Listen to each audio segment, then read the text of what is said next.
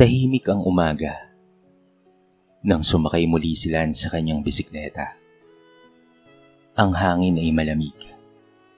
Ang araw ay unti-unting sumisilip sa bundok at ang paligid ay payapa.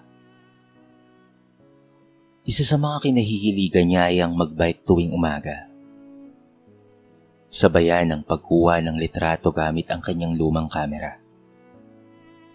Doon niya natatagpuan ang kanyang kalayaan, malayo sa mga presyon ng buhay at ang mabigat na responsibilidad na naghihintay sa kanya. Si Lance ay nakapagtapos ng business management, ngunit sa halip na agad na pumasok sa negosyo ng kanyang ama, si Don Federico, mas pinili na muna niyang mamuhay ng simple. Ayon sa kanilang kasunduan, hawakan lamang niya ang malaking kumpanya ng pamilya kung natagpuan na niya ang babaeng nais niyang makasama sa habang buhay. Para kay Lance, mahalaga na makita kung sino ang tatanggap sa kanya, hindi dahil sa pera o estado, kung hindi dahil sa kung sino siya bilang tao. Kaya tahimik niyang itinago ang kanyang tunay na pagkatao, kahit sa malalapit sa kanya. Sa isang umagang iyon, habang kumukuha siya ng larawan sa parke, napansin niya ang isang babae na nakaupo sa isang bench. Nakayuko, hawak ang cellphone. Kita sa kanyang mukha ang lungkot na pilit niyang itinatago. Lumapit si Lance, at sa unang pagkakataon, naglakas loob siyang makipag-usap. "Miss, okay ka lang ba?" tanong niya, habang maingat na inilalagay ang bisikleta sa gilid. Nagangat ng tingin ng babae. Siya si Sofia, isang IT graduate na bago pa lamang nakipaghiwalay sa matagal na niyang nobyo. Kita sa kanyang mga mata ang bigat ng pinagdaraanan. Ngunit nagulat siya sa simpleng pakialam ng estranghero sa kanya. Oo, medyo mabigat lang sa pakiramdam," sagot ni Sofia. Napangiti si Lance at iniabot ang kanyang kamera. "Alam mo, minsan, ang ganda ng paligid ay nakakatulong. Tignan mo ito oh." Sabay pakita ng kuha niyang litrato ng araw na sumisikat sa ibabaw ng lawa. Napatingin si Sofia at bahagyang napangiti.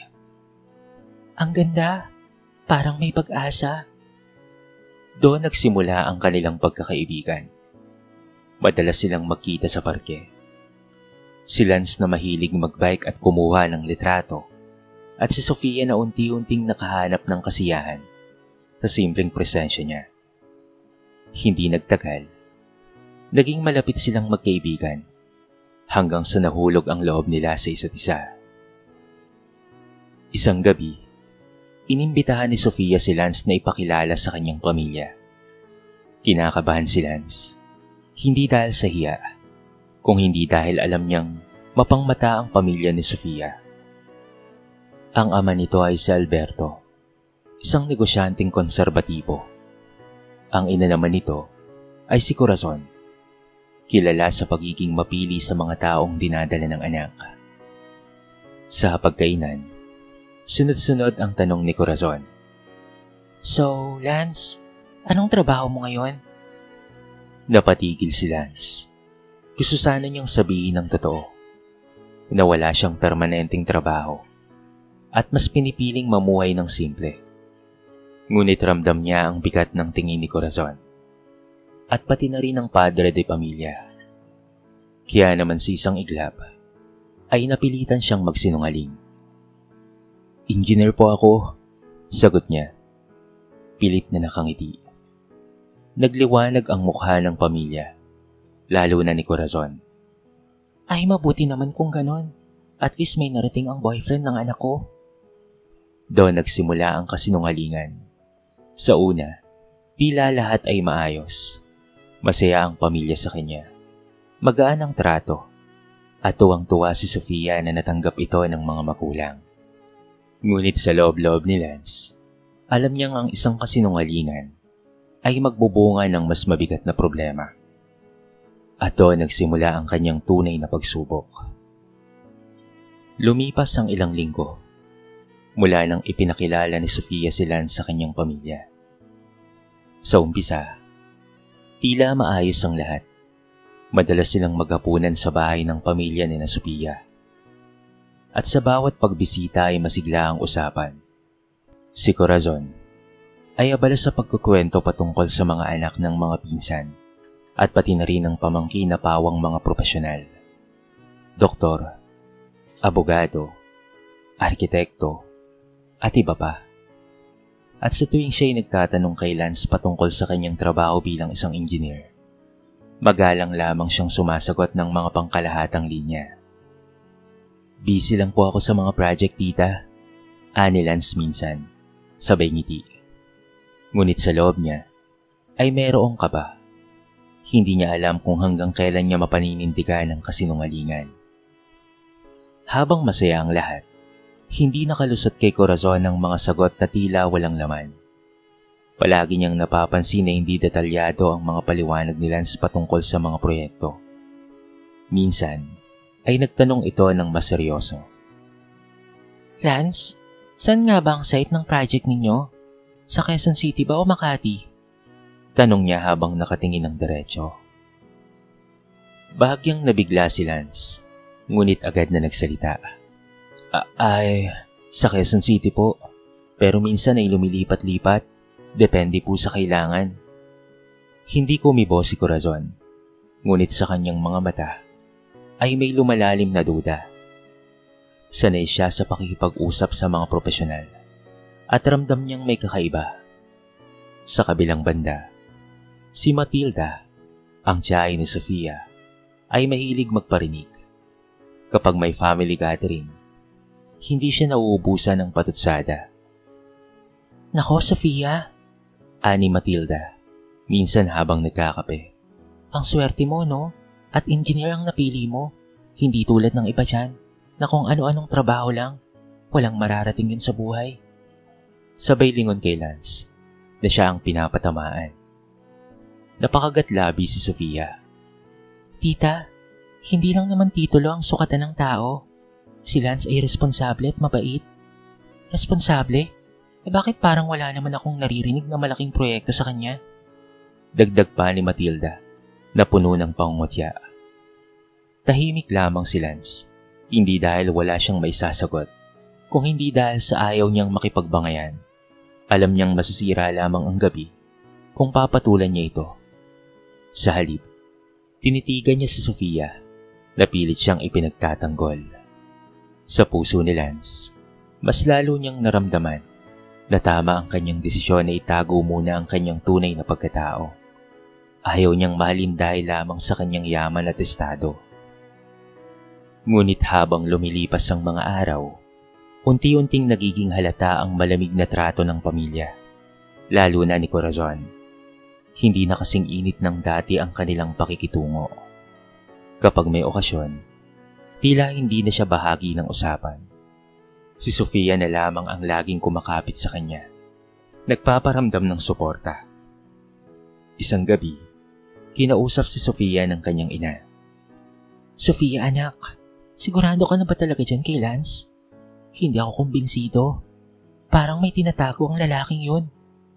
Napahinto si Sofia at mahigpit na tinanganan ng kamay ng ina. Ma, kilala ko po si Lance. Alam kong totoo ang pagmamahal niya sa akin. Hindi siya manloloko. Ngunit sa kabila ng paninindigan ni Sofia, alam niyang nagsisimula ng mabuo ang mga pader ng pagdududa sa kanilang pamilya. At ramdam niya na darating ang araw na susubukin ng husto ang relasyon nila ni Lance. Habang lumalalim ang relasyon nila Lance at Sofia, lalo ring humihigpit ang pagdududa ni Corazon at Matilda. Sa bawat salo-salo, tila hindi nakakatakas si Lance sa mapanuring mga mata at patagong bulungan. Ang mga tanong ay nagiging mas direkta, at ang mga ngiti ay unti-unting nawawala.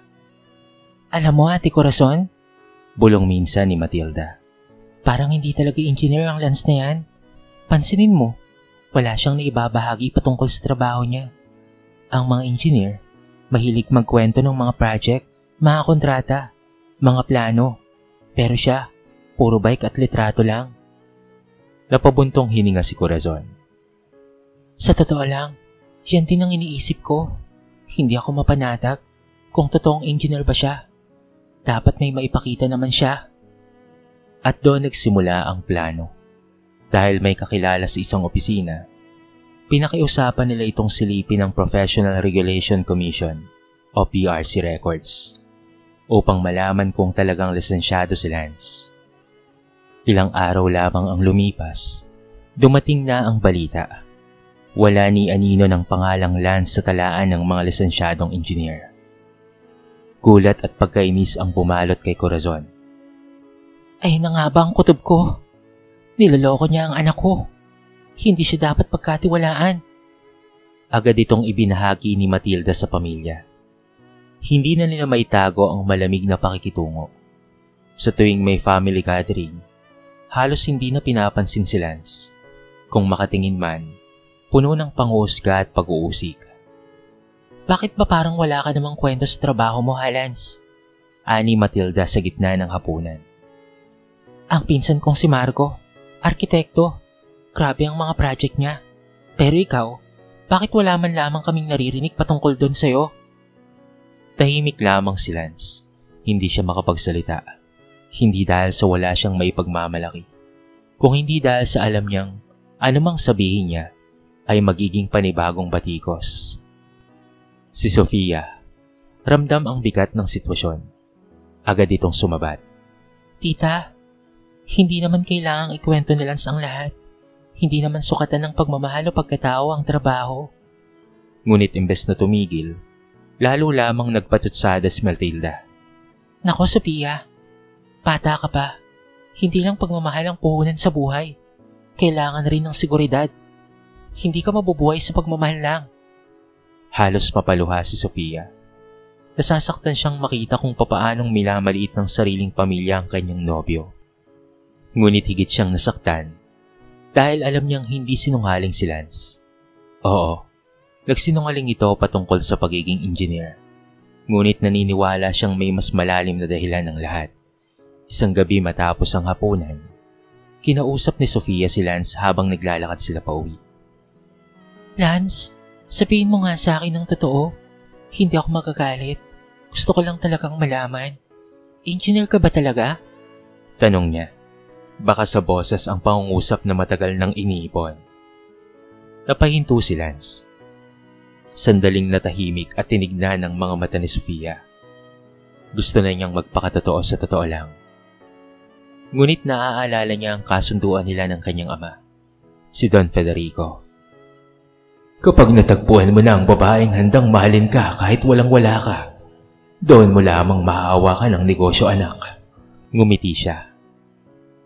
Sofia, may mga bagay na mahirap ipaliwanag sa ngayon. Pero sana, magtiwala ka sa akin. Hindi ko kailanman niloloko ang puso mo.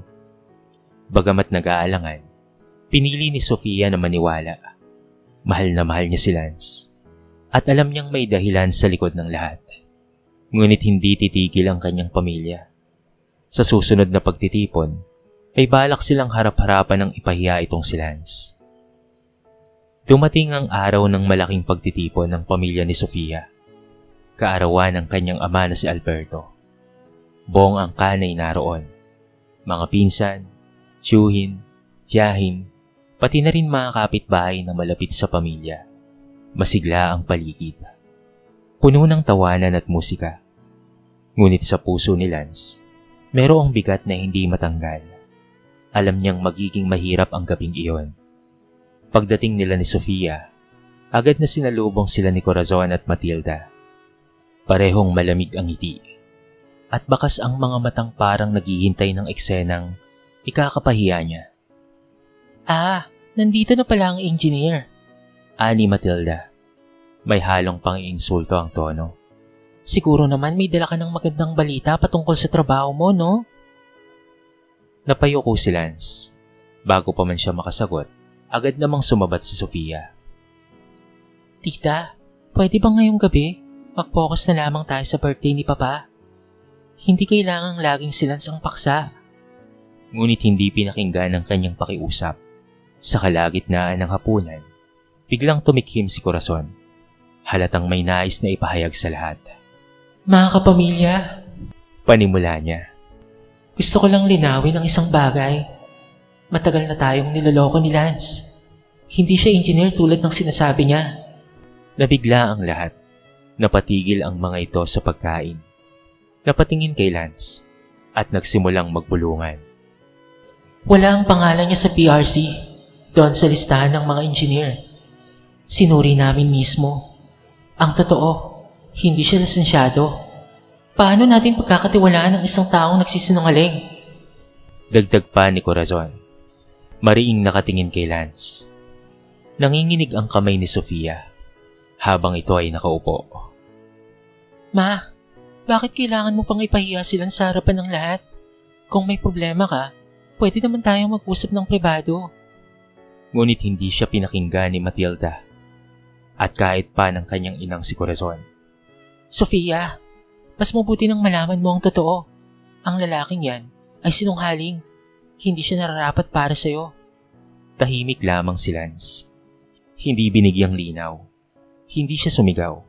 Hindi rin siya nagtanggol. Tila ba tinanggap niya ang lahat ng paratang. Ngunit sa loob niya, ang puso niya ay nagdurugo. Hindi dahil sa panghusga, kung hindi dahil sa nakikitang nasasaktan si Sofia. Lumapit si Sofia at mariing hinawakan ang kamay ng kanyang nobyo. Lance, magsalita ka naman. Hindi kita hinihiling maging perpekto. Gusto ko lang na ipagtanggol mo ang sarili mo. Ngunit ngumiti lamang si Lance. Mapait ngunit puno ng pagmamahal. Sofia, minsan, hindi lahat ng bagay ay kailangang ipaliwanag kaagad. Ang importante, alam mong hindi kita niloloko. Hindi ko niloloko ang puso mo. Nagpatuloy ang mga bulungan. Ang ilan sa mga kamag-anak ay nakikisimpatya. Ngunit mas marami ang nagbigay ng mapanuyang tingin. Si Sofia, bagamat pinilit na manatiling matatag, ay napaluha sa harap ng lahat. Kinagabihan, habang pauwi, tahimik lamang silang dalawa. Ngunit bago pa sila maghiwalay, nagsalita si Sofia. Lance, alam kong may rason ka. Pero napakahirap para sa akin na makita kang hinuhusgahan ng pamilya ko. Mahal na mahal kita at naniniwala ako sa iyo, Lance. Pero hanggang kailan ko kaya? Hanggang kailan ko kakayanin? Niyakap siya ni Lance. Mahigpit at puno ng pangako. Hanggang sa dulo, Sofia. Kahit anong mangyari, hindi kita bibitawan. Hindi pa nila alam. Ngunit ang gabing iyon, ang magsisilbing simula ng pagbubunyag ng lahat. Ang katotohanan na tuluyang yayanig sa buong pamilya. Makalipas ang ilang araw matapos ang kahiyan sa kaarawan ni Alberto, hindi pa rin matigil ang bulungan sa pamilya ni Sofia. Sa bawat tawag at pagkikita, si Lance ang palaging paksa. Ang sinunghaling, ang nagkunwaring engineer, ang hindi karapat-dapat. Ngunit isang bagay ang hindi alam ng lahat, maliban kay Lance at sa kanyang ama na si Don Federico. Isang umaga, maagang pumunta si Lance sa lumang bahay ng kanyang ama. Doon sa hardin, nakaupo si Don Federico habang nagkakape at nagbabasa ng dyaryo. Nang makita ang anak ay ngumiti ito. "Oh anak, mukhang mabigat na naman ata ang loob mo," wika ng matanda. "Pa, hindi ko na po alam kung hanggang kailan ko kakayanin. Hindi lang nila ako hinuhusgahan. Pinapahiya pa nila ako sa harap ng lahat," sagot ni Lance, bakas ang bigat ng kanyang damdamin.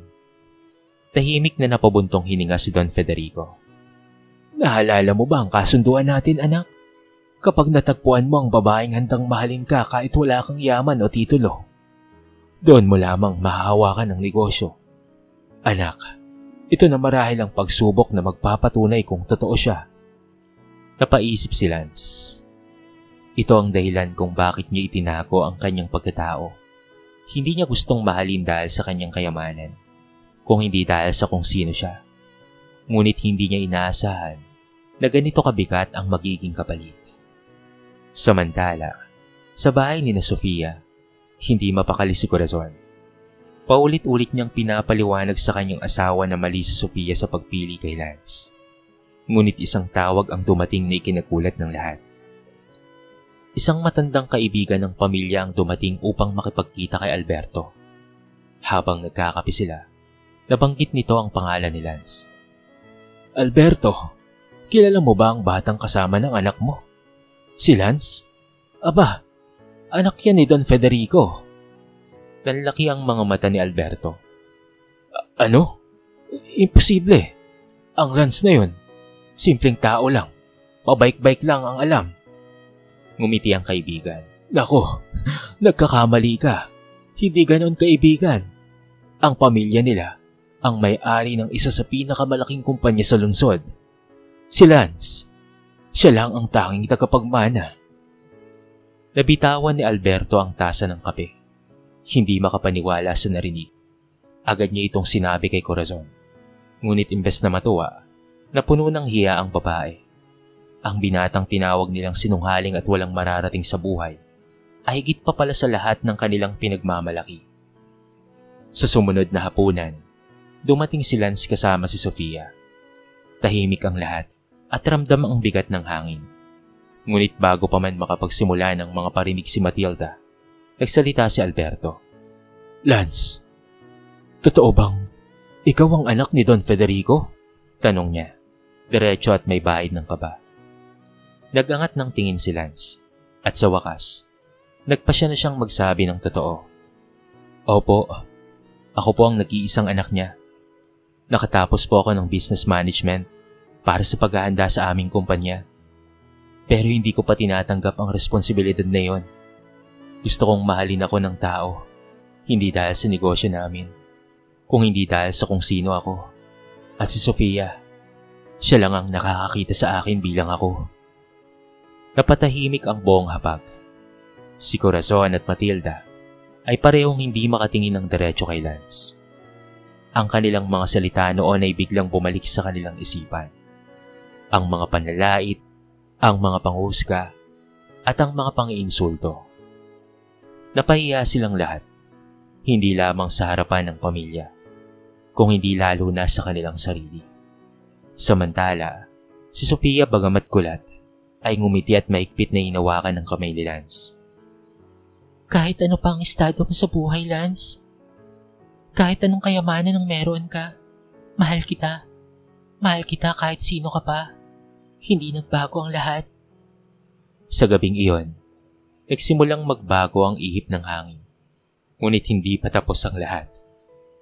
Dahil may isa pang lihim na mabubunyag, at hindi ito patungkol kay Lance, kung hindi patungkol sa mismong pamilya ni Sofia. Lumipas ang ilang araw matapos malaman ng pamilya ni Sofia ang tunay na pagkatao ni Lance. Tahimik at mailap si Corazon, at pati na rin ang tiyahin ni Sofia na si Matilda. May isang tao sa pamilya na hindi mapakali. Ito ay si Miguel, ang pinsan ni Sofia. Si Miguel ay matagal nang ipinagmamalaki ni Matilda. Lagi niya itong ikinukumpara kay Lance. Mas may pangarap, mas responsable, at mas karapat-dapat ang anak ko. Ngunit isang gabi, may dumating na hindi inaasahang bisita sa bahay nila. Isang lalaking galit na galit, bitbit ang ilang mga papeles. Hinahanap ko si Miguel! Sigaw ng lalaki. Nagulat ang lahat, lalo na si Matilda. Bakit? Anong kailangan mo sa pamangkin ko, ha? Ani Corazon. Iniharap ng lalaki ang mga dokumento, mga utang at kasulutang may perma ni Miguel. Niloko niya ako. Nangutang siya sa pangalan ng pamilya ninyo. Pati negosyo namin halos tuluyan ng mabankrupt nang dahil sa kanya. Nabigla si Alberto at Sofia. At lalo na si Lance. Pero higit sa lahat, para bang pinagbagsakan ng langit at lupa itong si Corazon at pati na rin si Matilda.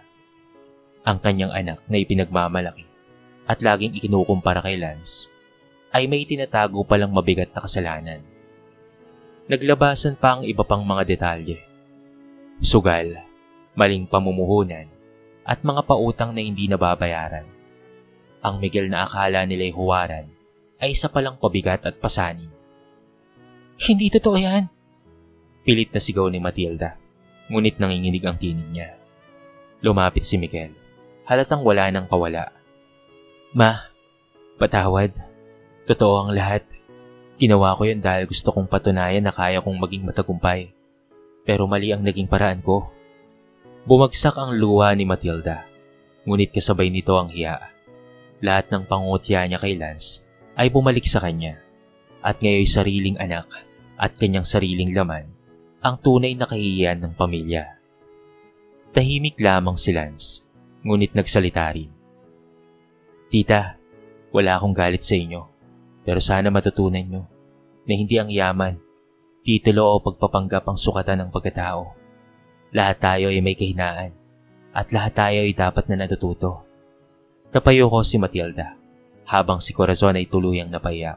Sa unang pagkakataon, ramdam nila ang bigat ng kanilang mga maling panghusga. Samantala, si Sofia naman ay mas lalong humanga kay Lance. Hindi ito nagtanim ng sama ng loob. Pagkus pinili pa rin itong magpakumbaba. Ngunit sa kabila ng mga pangyayari, isang mas malaking tanong ang sumulpot. Paano kung si Miguel ay magdulot pa ng mas malaking problema? Matapos mabunyag ang lahat patungkol kay Miguel, hindi naging madali ang mga sumunod na araw. Ang dating masiglang pamilya ni Sofia ay tila nagkalamat. Si Matilda na laging maingay at mayabang ay naging tahimik. Si Corazon naman na dating mapanghusga ay tila nawala ng tiwala sa sariling paninindigan. Ngunit higit sa lahat, ang bigat ng problema ni Miguel ay mas lalo pang lumalaki. May mga nagpapadala ng sulat at banta na kung hindi siya makakabayad sa loob ng ilang linggo, idadamay sa kaso ang buong pamilya dahil ginamit niya ang pangalan nila.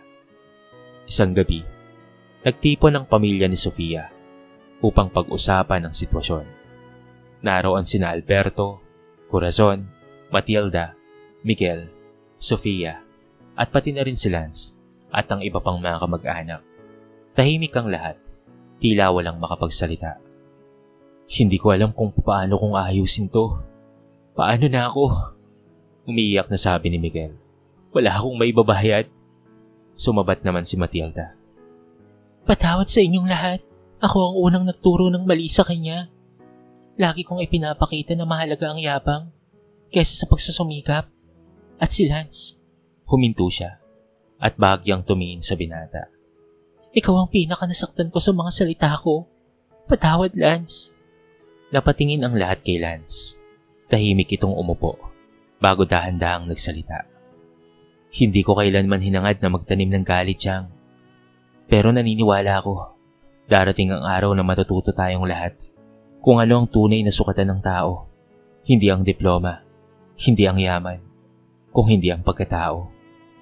Nagpatuloy siya, sabay tingin kay Alberto at Corazon. Handa po akong tumulong. May ilan akong kaibigan na negosyante na pwedeng makipag-ayos sa mga pinagkakautangan ni Miguel. Ngunit sa isang kondisyon lang, pagsisimula siyang muli sa tama at marangal na paraan. Nagulat ang lahat sa kanyang sinabi. Hindi dahil sa kaya niyang mag-ayos, kung hindi dahil sa muling ipinakita niya ang kabutihang asal at puso ng isang tunay na leader. Ang isang taong higit pa sa pinagmamalaking titulo o posisyon sa buhay. Niyakap siya ni Sofia ng maigpit. Ito ang rason ko kung bakit kita minahal, Lance.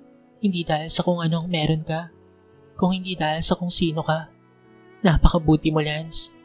Lumapit si Alberto at marahang ipinatong ang kamay sa balikat ng binata.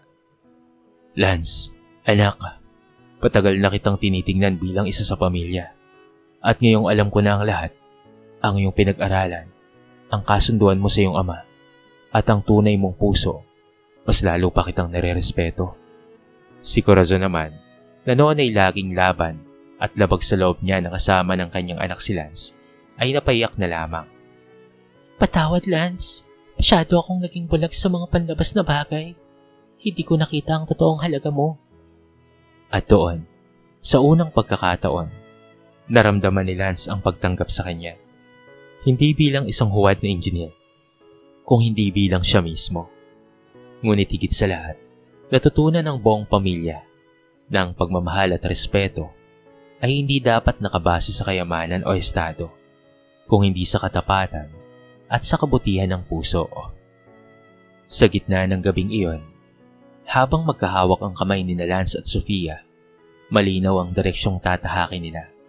Ang pagharap sa buhay ng magkasama. Totoo at walang itinatago. At sa kanilang harapan, isang bagong kabanata ng pamilya ang mabubuksan. Hindi perpekto, ngunit puno ng pag-asa. Makalipas ang ilang buwan, tuluyan nang nagbago ang ihip ng hangin sa buhay ni Lance at Sofia. Ang dating mga mata na puno ng panghuhusga ay napalitan ng paggalang. Unti-unti, tinanggap ng pamilya ni Sofia ang katotohanan na ang tunay na halaga ng tao ay hindi nasusukat sa titulo o trabahong hawak, kung hindi sa kanya mismong pagkatao at kakayaang magmahal at magsakripisyo. Si Miguel, matapos ang pagbagsak, ay nagsimulang magbago. Tinupad niya ang kondisyon ni Lance. Nagsimula siya bilang isang ordinaryong empleyado sa isang maliit na kumpanya na pagmamay-ari ng isa sa mga kaibigan ni Lance. Pabigat man sa una, pero natutunan niyang pahalagahan ang bawat sentimong pinaghihirapan. At sa bawat pawis na tumutulo sa kanyang noo, natutunan niya ang aral ng pagpapakumbaba, na mas mahalaga ang marangal na trabaho kesa sa magarbo ngunit mapanlinlang na pamumuhay. Si Matilda na dating palaging maingay at mapangmata ay naging tahimik at mapangbasit. Hindi dahil sa nawalan siya ng tiwala sa sarili, kung hindi dahil sa natuto siyang timbangin muna ang kanyang mga salita bago ito bitawan. Sa bawat pagkikita nila, nakikita ni Lance ang pagsisikap nitong bumawi, hindi sa pamamagitan ng malalaking bagay, kung hindi sa maliliit na pagkilos ng kabutihan at paggalang. Samantala, si Corazon, na noon ay pinaka-istrikta at mapanghusgang nanay, ay unti-unting natutong yakapin si Lance bilang isang tunay na anak. Isang araw habang nagkakape sila sa terrace, tahimik siyang nagsabi kay Lance, Salamat at hindi mo iniwan si Sofia, ha? Kahit kami mismo ang nagbigay ng dahilan para gawin mo yon. Ngayon ko lang naiintindihan na minsan, mas nakikita natin ang tao sa kanyang kahinaan kesa sa kanyang mga kayamanan.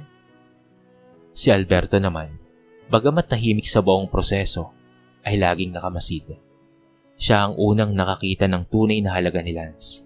At ngayon, masaya siyang nakikitang unti-unti na nabubuo ang respeto at pagtanggap ng kanyang pamilya sa binata.